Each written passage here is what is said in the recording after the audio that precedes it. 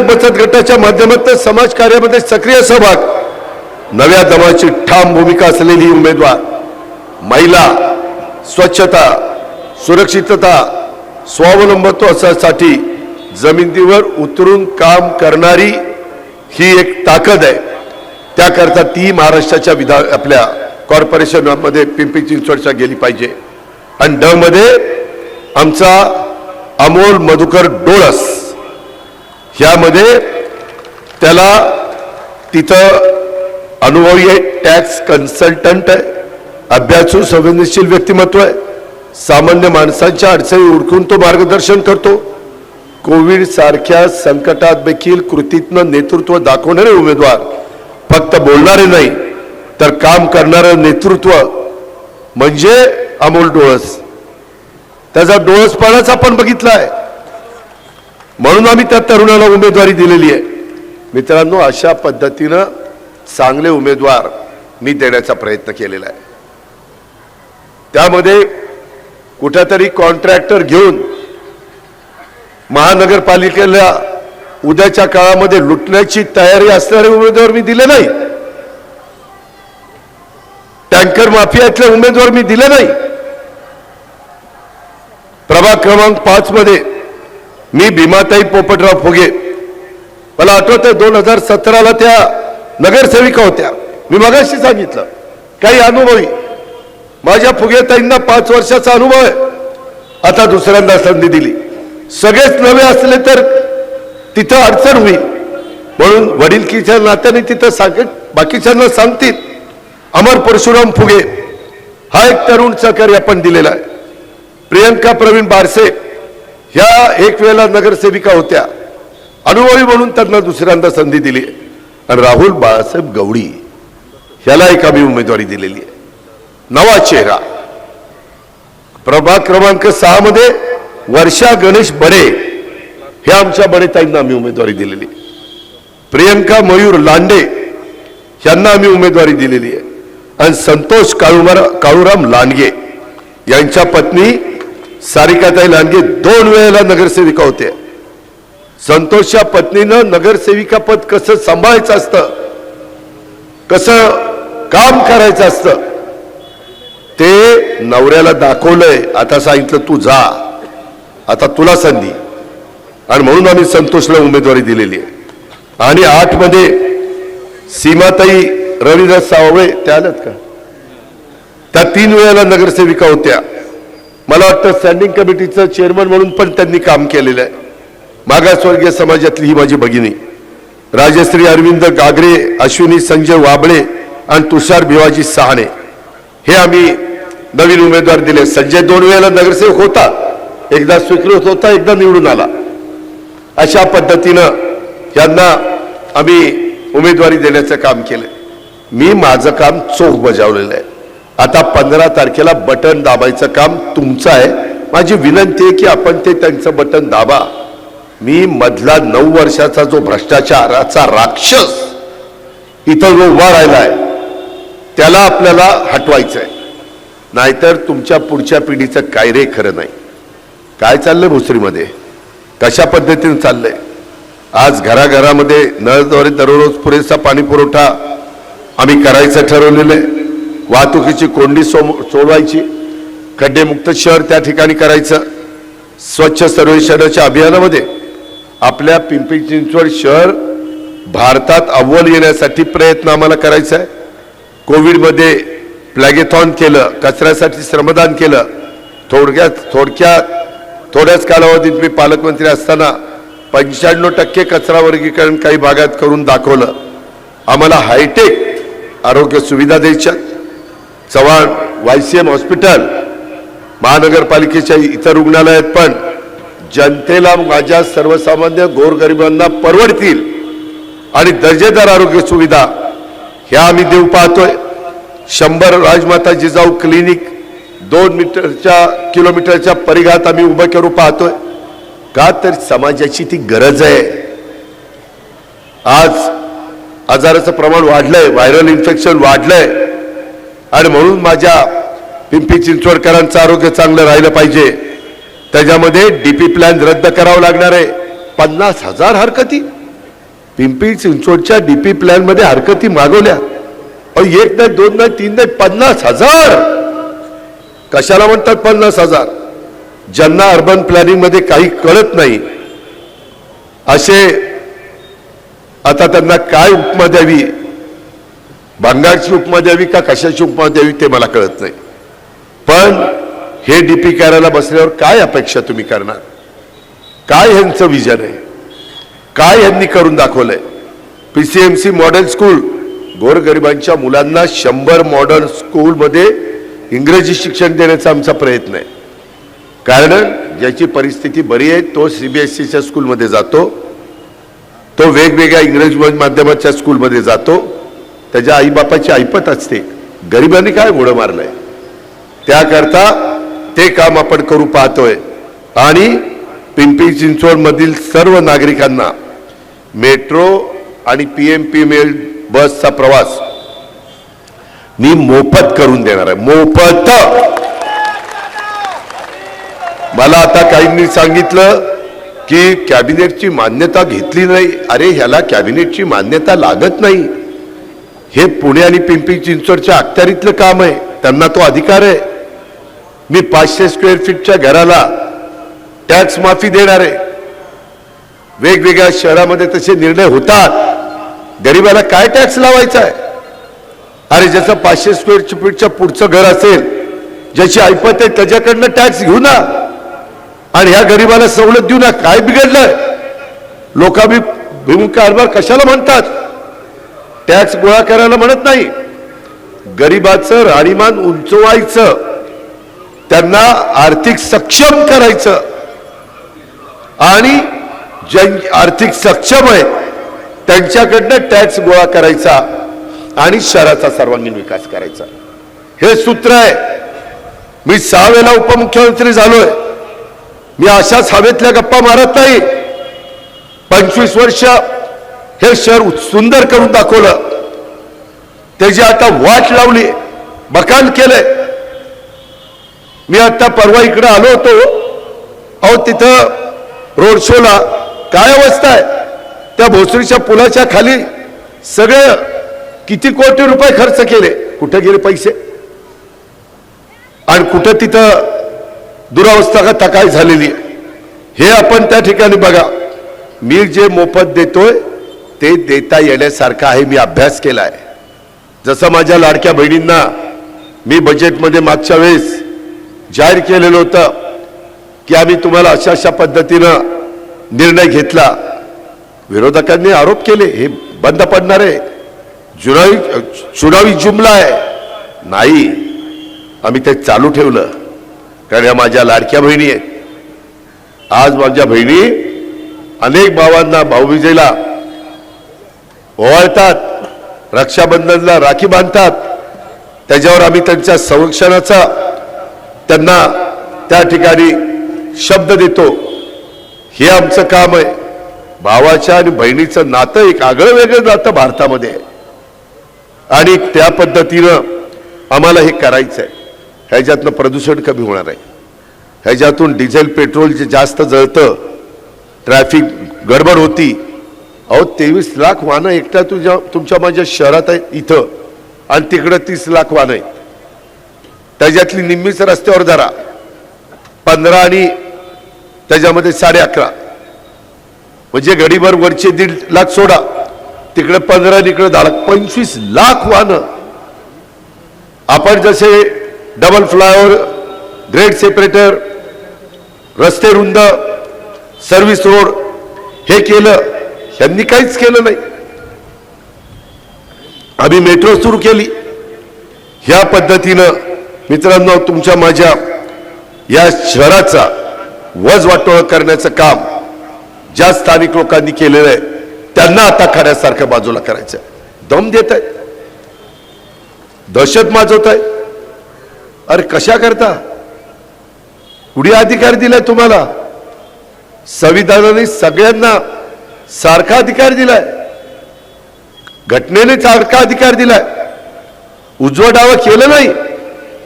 पण हे सगळं माझं इथलं प्रदूषण कमी करण्याकरता उपयोगी पडणार आहे. कारण तुम्ही इलेक्ट्रिक मेट्रोनी जाणार आहे, तिथं प्रदूषणच होणार नाही. ईव्ही बसने जाणार, तिथं प्रदूषण होणार नाही. इलेक्ट्रिक व्हेकल म्हणतात त्याला, ईव्ही शॉर्ट फॉर्म. त्याच्यामध्ये तुम्ही सीएनजी बसचा वापर करणार, तिथं प्रदूषण कमी होणार.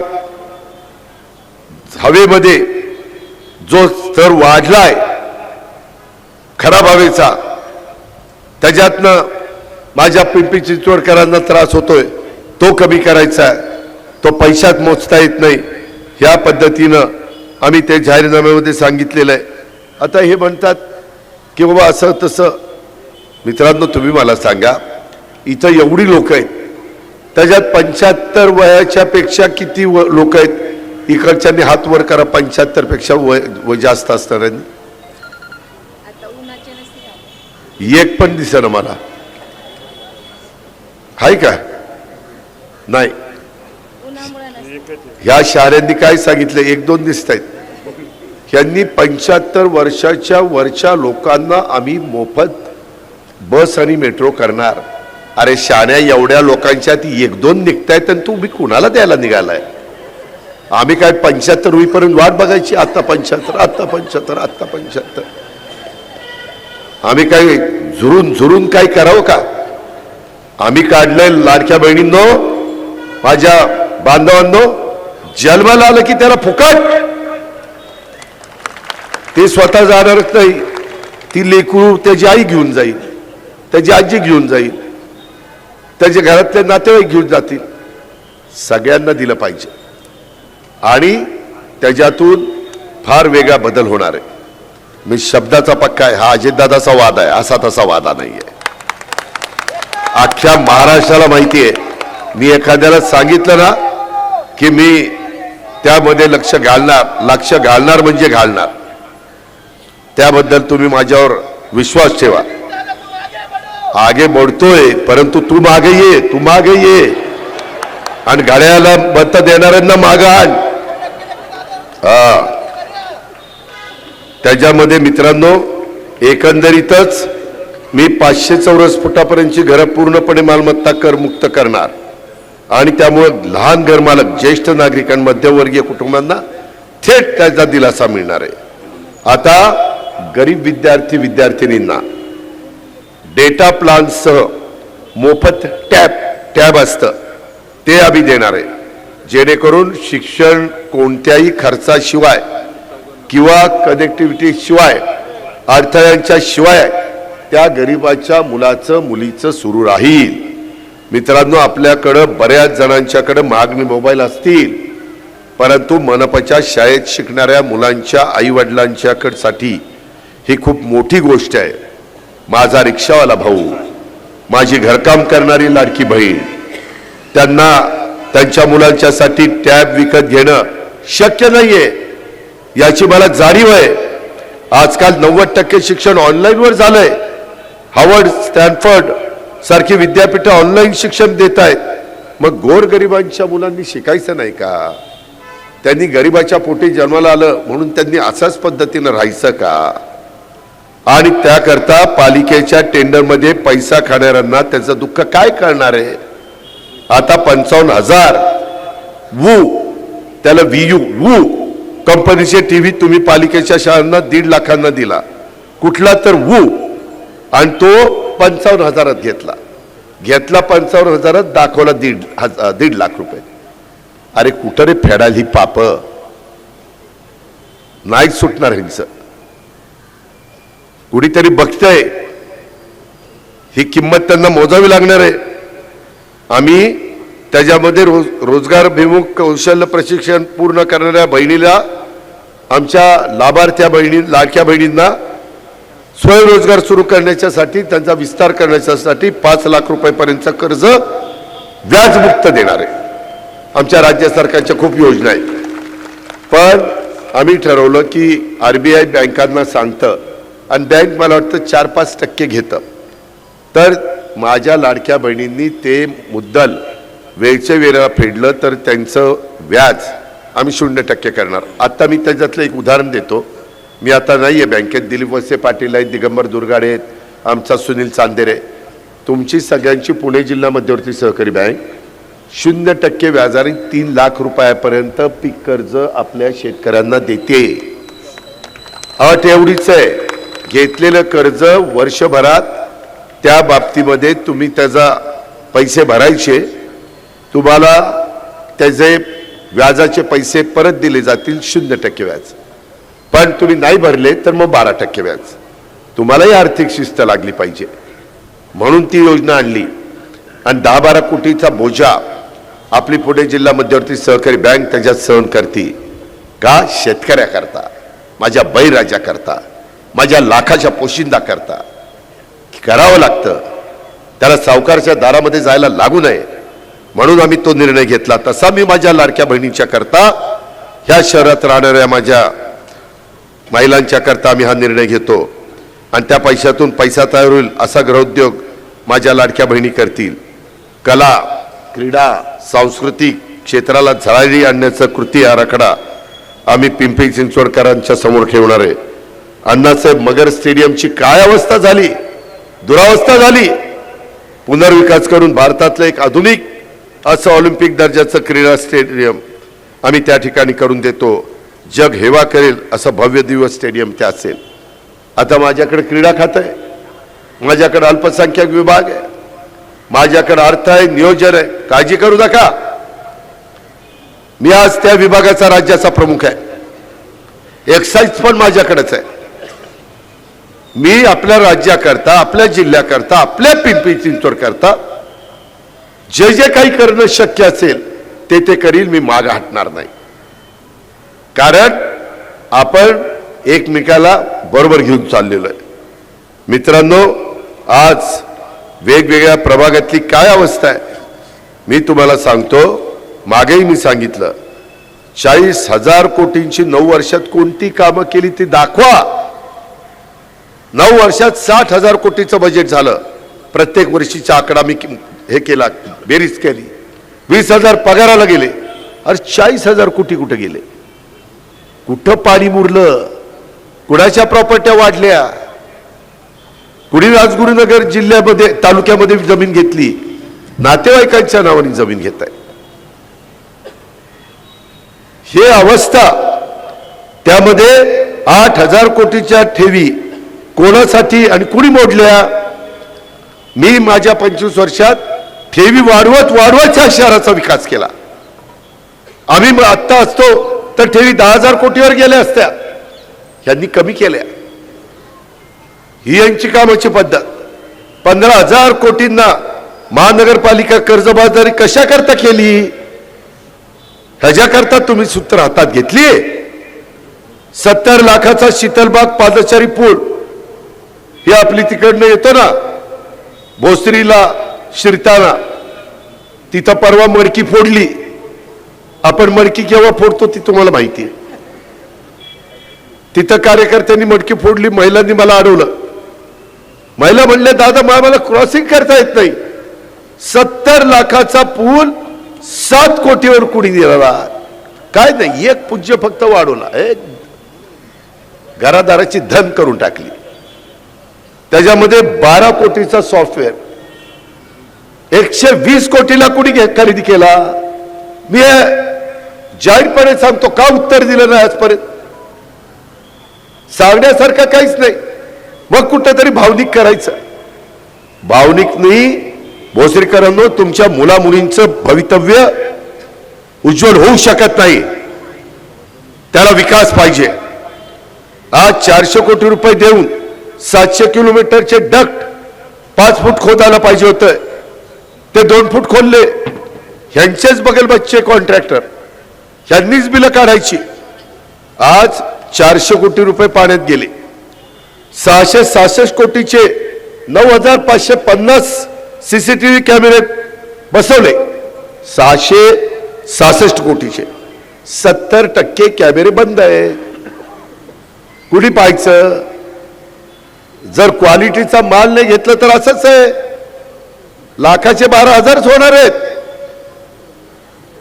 जर अशांना तुम्ही खतपाणी घातलं तर 42 कोटीचा महानगरपालिकेच्या 123 शाळांना ई लर्निंग प्रकल्प बंद का केला? गोरगरिबांची मुलं शिकू नयेत. 7 कोटी मोजले झाडांकरता. पिंपरी चिंचवडमध्ये किती झाड आहेत? 7 कोटी बिल दिलं, एक झाड मोजलं नाही, बिल काढून मोकळे झाले. 1000 कोटीचे अर्बन स्ट्रीट फुटपाथ विरोध केला. विरोध डावलून कोणासाठी बांधले? मी माझ्या काळामध्ये भले मोठे रस्ते केले, त्याच्यात त्यांनी भले मोठे फुटपाथ केले. अरे चालायला किती लागतंय? रस्ते रुंद का ठेवले? की वाहनं जावीत. यांनी त्याच्यात फुटपाथच रुंद करून टाकले.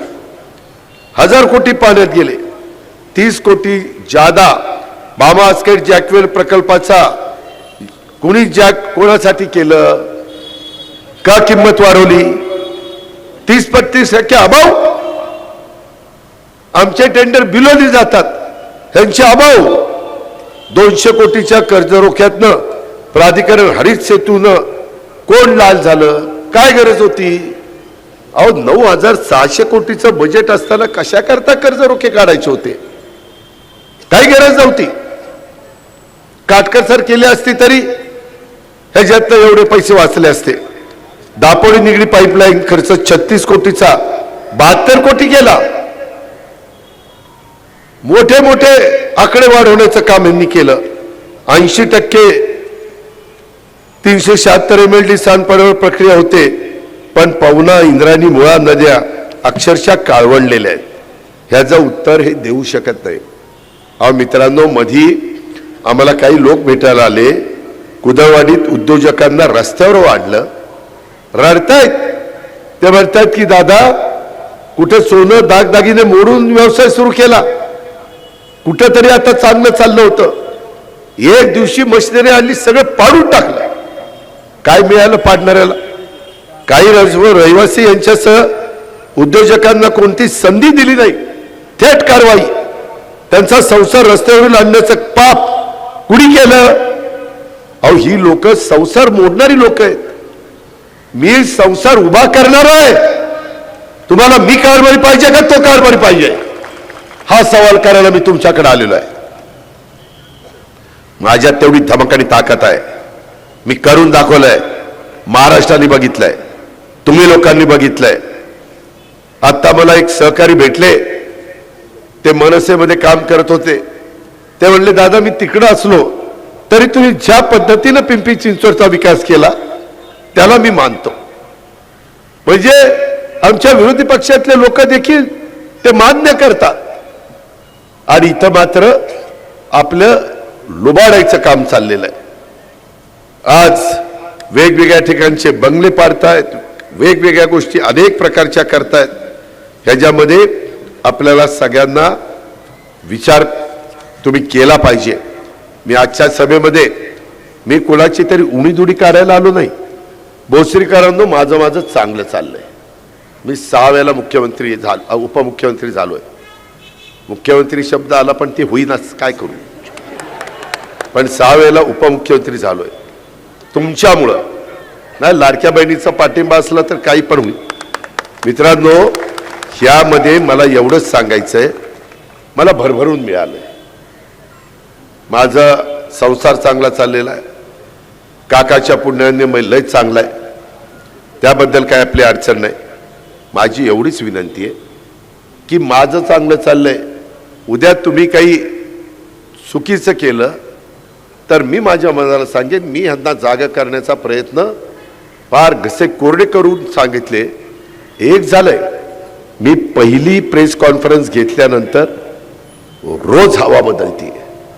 इतक्या लोकांनी वेगवेगळ्या क्षेत्रामध्ये सांगितलं की दादा, यावेळेस परिस्थिती अशी निर्माण झालेली आहे, लोकांना माहिती नव्हतं. श्रीमंत महानगरपालिका कर्जाच्या खाईत लोटली गेली. खोऱ्यांनी ओढायचं काम चाललंय. अहो लोक चोऱ्या करतात. यांनी दरोडे घातले, दरोडे. ही परिस्थिती आहे. आणि त्यामुळं मी आता जे काही प्रभाग क्रमांक 7, 5, 6, 8 म्हणजे 5, 6, 7, 8 सांगितलं ते तुम्ही माझं ऐका. मी कामाचा माणूस आहे. मला रिपोर्ट आलेले आहेत. की यावेळेस महापौर राष्ट्रवादी काँग्रेस पक्षाचा तिथे बसणार आहे. दोन्ही राष्ट्रवादी काँग्रेसनी समन्वय साधलाय. 2 प्रभागात आम्ही शिवसेनेबरोबर आपल्या श्रीरंग बारणेंच्या परिसरामध्ये आम्ही जागा वाटप केलेले. मला वाद वाढवायचे नाही, मला या शहराचा विकास करायचा आहे. मला गोरगरिबांना चांगली हक्काची घरं बांधून द्यायची. मला जे रस्ते ह्यांच्याच्याने झाले नाही ते रस्ते करायचे, आर्थिक शिस्त लावायची, चांगल्या अधिकाऱ्यांच्याकडनं कामं करून घ्यायची. चांगले अधिकारी थांबायला तयार नाहीत, सोडून चाललेत, दम देतात, सही कर नाहीतर तुझ्याकडे बघेन. ती घाबरून स्वेच्छानिवृत्ती घेते, निघून जाते. कधी माझ्या 25 वर्षाच्या कारकिर्दीमध्ये तशा पद्धतीने घडलेलं नव्हतं. हे आता त्या ठिकाणी घडतंय. माझ्या 7 नंबर प्रभागामध्ये काय अवस्था आहे, त्यामध्ये विराज, अनुराधाताई, अश्विनीताई, अमोल हे सगळे प्रतिनिधित्व करू पाहतायत. इथं सार्वजनिक उद्यानाची दुरावस्था आहे. इथं माझे वयस्कर लोक बसलेत, माझ्या महिला भगिनी बसल्यात. 2 घटका 4 घटका कंटाळल्यानंतर संध्याकाळी बसायला उद्यान पाहिजे. दुरावस्था आहे. कचऱ्याचं साम्राज्य आहे. नाला गटारी भरल्यात, तुंबल्यात. सार्वजनिक शौचालय खराब अवस्थेत आहे. दुर्गंधी पसरलेली आहे. वीज खंडित होतीये. रस्त्याचे लाईट दिवे बंद असले, रात्री भीतीचं वातावरण, चोरी, अपघात, स्थानिक गुंडांची दहशत, हे सगळे चाललेलं आहे. जबाबदार कोण? अहो, मध्ये लाडक्या बहिणी भेटल्या, स्वच्छता करणाऱ्या 10,000 कॉन्ट्रॅक्ट आणि माझ्या परमनंटच्या साफसफाई करायला तिथं संख्या दाखवतात. प्रत्यक्षात 6 ते 6,500च काम करतायत. 3,500चे पगार असेच बाहेर काढतायत. हेही सिद्ध झालंय. अरे काय किती लागतं माणसाला 2 टाइम जेवायला, आणि सगळं घरदार कामाला लागले. ते आपल्याकडं मराठी महिने असतात ना, चैत्र, वैशाख, श्रावण, भाद्रपद, अश्विन, कार्तिक, असे महिने असतात. मी महिने असतात की नाही? असतात की.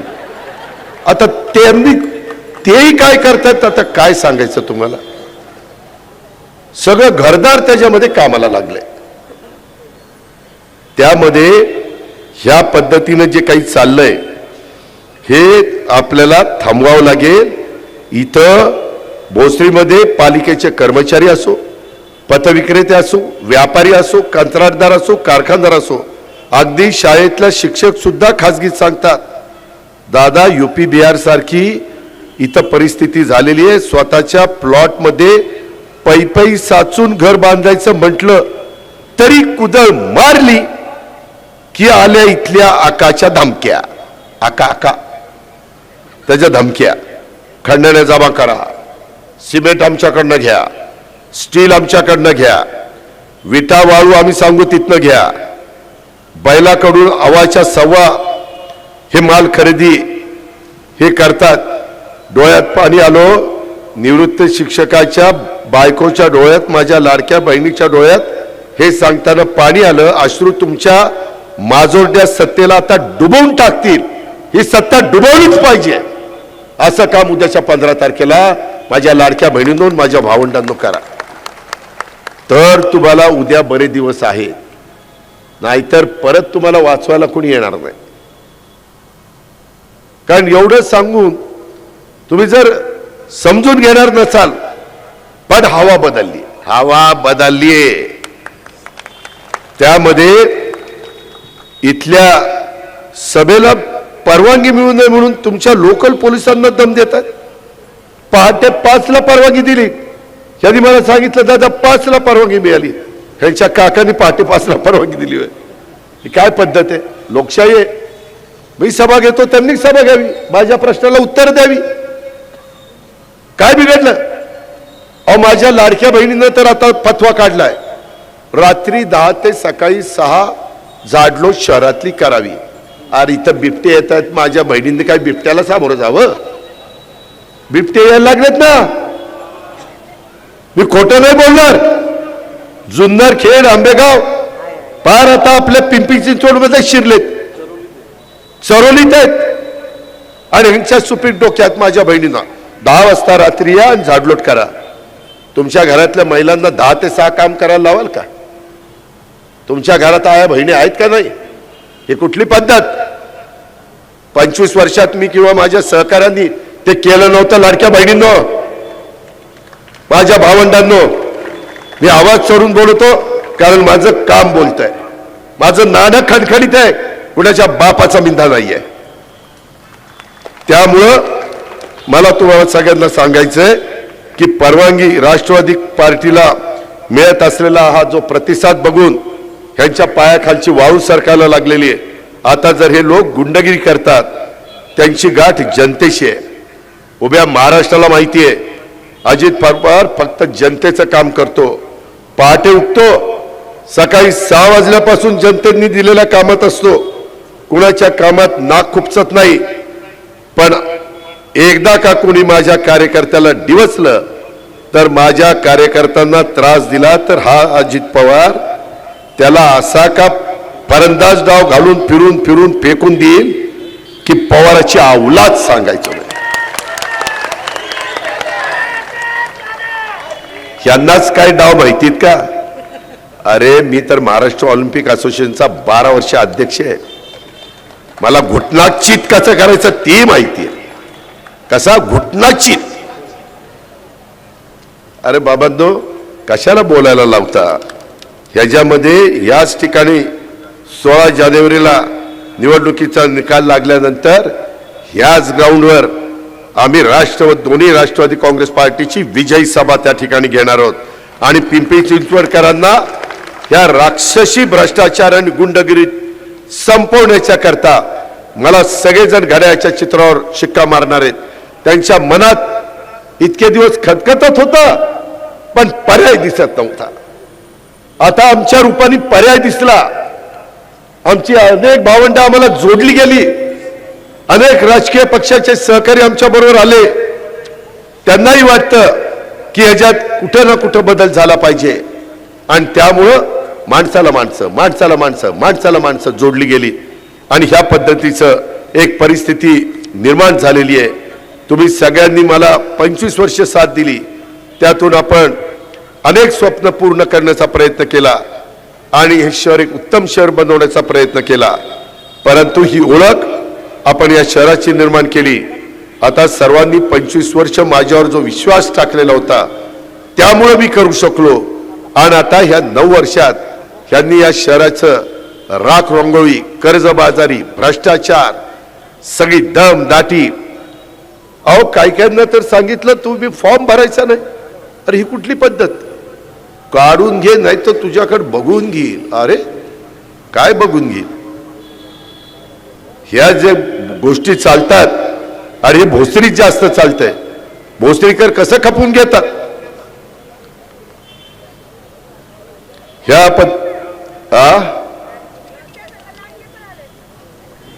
काय झालं? हा बिबट्या बरोबर लांडगे पण आले. अरे ते लांडगे खूप आहेत, यायला त्यांची मतं आपल्याला पाहिजेत. आपले उमेदवार पण आहेत, अनुराधाताई सुशील लांडगे. ती इथनच माझ्यावर डोळे वटारते. हा, आणि ती सुशील पण तसाच करतोय. त्याच्यावर सगळे लांडगे एका माळेतले मणी नाही. आंबा एखादाच नासका असतो, एखादाच नासका असतो, पण तो वेज जर तो काढला नाही ना, आखी आळी ती नासून टाकतोय. आता 15 तारखेला तो नासका आंबा काढायची वेळ आली आडीतला. आणि बाकीची आडी आपल्याला चांगली ठेवायची आहे. हे लक्षात घ्या तुम्ही. माझी विनंती आहे तुम्ही करा. मी काय पद्धतीनं आता बारामती केली जरा जाऊन बघा, पाहुणे रावळे असले तर. अशा पद्धतीनं हे जे काही काम इथं चाललेलं आहे त्याला कुठल्याही परिस्थितीमध्ये आळा घालण्याचं. काही जण शेवटच्या क्षणी, आता इथला 5 नंबर प्रभाग आहे ना, तिथं आमचा अतिशय मजबूत नेता होता आहे, अजित गव्हाणे तेव्हा का टाळ्या वाजवत आहेत. पण गडी यावेळेस म्हणला नाही दादा, मी आता विधानसभेला उभं राहिलेलो, आता मी खाली कसा येऊ, मी आता खाली येऊ शकत नाही. त्यांनी उभं राहायचं नाही ठरवलं की ती आमची गोफण्याची अनुराधा तिकडे निघून गेली. देवीदास देवीदास देवीदास देवीदास, त्याच्या नावात देवी पण आहे दास पण आहे. इतर वेळेस दादा मी तुमचा, दादा मी तुमचा. आता काय झालं, ती गेला की जालिंदर दादा मी हाय तुमचा, अरे बारीक हो बारीक हो दादा. ती पण गेला. पण ह्यांना दाखवून द्या, हे सत्य करता तिकडे गेले. ह्यांना असं वाटलं की हे एवढं खातायत, आपल्याला काही थोडंफार मिळालं तर. हे शहराचा विकास करायला गेले नाही. ह्यांना दिसत नव्हतं का हे शहराचं वजवाटोळ चाललंय. आता ह्यांना अजिबात त्यांच्या खुणा दाबायच्या नाही. आता दाबायचं ते घड्याळ दाबायचंय आणि ह्यांना दाखवायचंय तुम्ही राष्ट्रवादी काँग्रेस पक्षाला सोडलं ना, आम्ही तुम्हाला सोडलं. तुम्ही राष्ट्रवादीमध्ये होता म्हणून आम्ही तुमच्या पाठीशी होतो. हे तुम्ही उद्याच्या 15 तारखेला त्या ठिकाणी दाखवायचंय. अशा प्रकारची माझी तुम्हाला सगळ्यांना आग्रहाची, नम्रतेची, कळकळीची विनंती आहे. माझ्या पिंपरी चिंचवडकरांनो, खूप काही गोष्टी सांगण्यासारख्या आहेत, परंतु मला आता तिकडं फुगे आपल्या दापोडीला पण सभेला जायचंय आणि ते करून मला प्रेस कॉन्फरन्स घ्यायची. पण माझ्या लाडक्या बहिणींनो, आज फेट्यामध्ये अशा का रुबाबदार दिसताय. याला लग्नात तुमचा नवरा इतका रुबाबदार दिसला नाही, एवढ्या रुबाबदार तुम्ही दिसताय. आपण खुश व्हा. त्याच्यामुळं घरी गेल्यावर सासू असेल तर तिला दृष्ट काढायला लावा, नसेल तर कुठल्या वडीलधारीला दृष्ट काढायला लावा. कारण ह्या आमच्या रग राणगिरी आहेत. तुमच्या जोरावर आम्ही समाजकारण, राजकारण करतोय आणि ह्या पद्धतीनं आपण आम्हाला साथ द्या. बांधवांनो, तुम्ही मला साथ द्या. नाही आणि यश आपलंच आहे हे आपण विसरू नका. अशा पद्धतीनं मी आवाहन करतो आणि या सर्वांना घड्याळाच्या चित्राच्या शेजारचं बटन दाबून प्रचंड संख्येने आपण आपल्या पिंपरी चिंचवड महानगरपालिकेच्या सभागृहामध्ये पाठवा. हे सगळेजण मी सांगितलेली कामं अतिशय चोखपणे बजावतील हा शब्द भोसरीकरांना देतो आणि या ठिकाणी थांबतो. जय हिंद, जय महाराष्ट्र, जय राष्ट्रवादी.